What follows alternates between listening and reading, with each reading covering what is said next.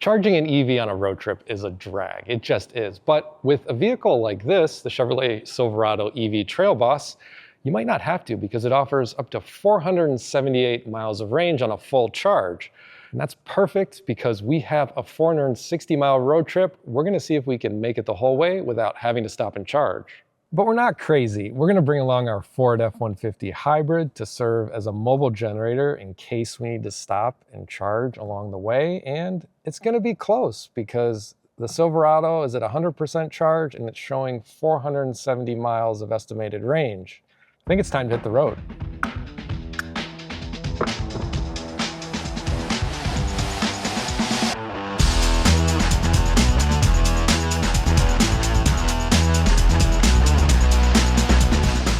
In the first leg of the drive, we were leaving Chicago and we had to drive through a lot of heavy traffic. So that kept speeds down for the beginning part of our highway cruise. And we did face some construction during that, which slowed down speeds a little bit. But for the most part, after we got out of the city, pace picked up to normal highway speed.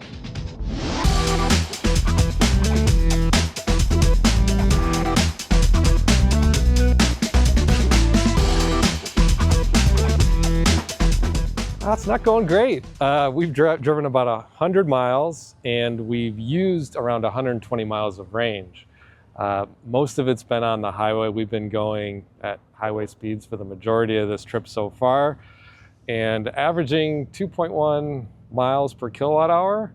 So we're gonna have to do better on these next legs if we have any hope of making it back.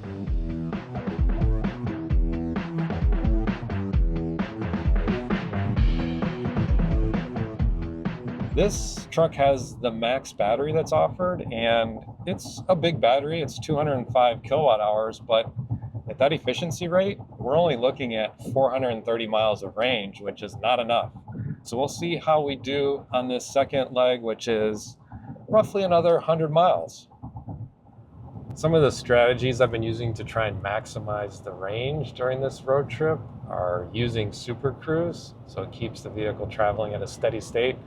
Now that we're out of traffic and construction right now, I'm going 75 miles per hour with Super Cruise. It's also hands-free and hands-free lane changing too, which has been pretty nice.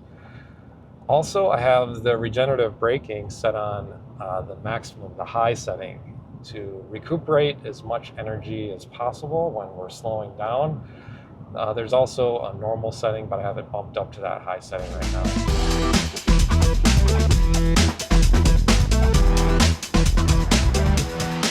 So this is as far as we're going today. We're almost halfway into our trip. Our efficiency has increased a little bit. It's up to 2.2 miles per kilowatt hour, but we've traveled 211 miles and we've used 237 miles of range. So I really just don't think we're gonna make it now. I think we're gonna have to look for a place to charge on our trip home when we pick up the rest of it tomorrow.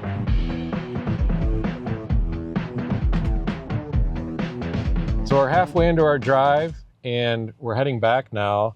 One thing that was interesting we noticed when we got back in the truck today, we noticed we had gained a decent amount of estimated range, right around back up to 250 miles of range, which was higher than when we left it the night before. But now we're looking at where we're gonna get on the way back. It says we can go to a fast charger that's 174 miles away. We'll get there with 4% state of charge. That's still 60 miles away from our home destination. So I think we're gonna have to stop there and charge, even though we're showing 229 miles of estimated range in the instrument panel. So we'll see how accurate these estimates are and how much range we have left when we get to the charger. We're on leg 3 now, and this is the return part of our road trip. And what we're kind of seeing is, I think we're going into a bit of a headwind on this part of it because we're seeing 1.9 miles per kilowatt hour, where on the trip out here, which was pretty much just the opposite direction, we were seeing 2.1 miles per kilowatt hour, and that's really affecting our consumed range that we've used. We've used about 80 miles of estimated range, but we've only driven around 60 miles. So it still looks like we should be in good shape to get to the DC fast charger. And GM says this vehicle can add 100 miles of range in 10 minutes at that type of charger. So we'll see if we're able to achieve that, and also what distance we'll have traveled by the time we get to that charger, because I think it's still going to be pretty high for a big vehicle like this. So we'll see when we get there.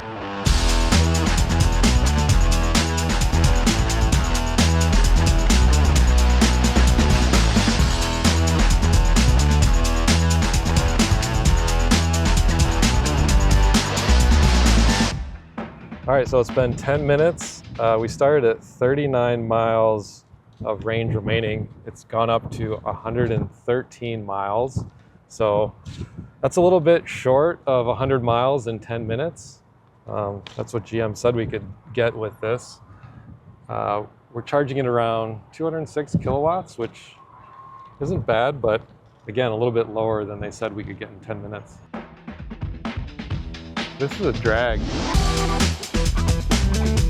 So in total, we traveled 412 miles before we had to stop and charge. And we had 39 miles remaining, but we had 60 miles still to travel to get back to our starting point. And we were left with a 9% state of battery. So we plugged in, charged to 80%. It took 44 minutes, cost around $83, and added around 151 kilowatts of energy. And one of the reasons I don't always like fast charging is because some of the things that we saw when we pulled in here to charge, 2 of them were broken, a third one didn't work when we plugged it in, so that meant 3 of the 6 chargers weren't available. And sometimes when you show up to these stations, they can be full, so you have to wait even longer than the time you're gonna spend charging. And good luck finding one in the middle of nowhere.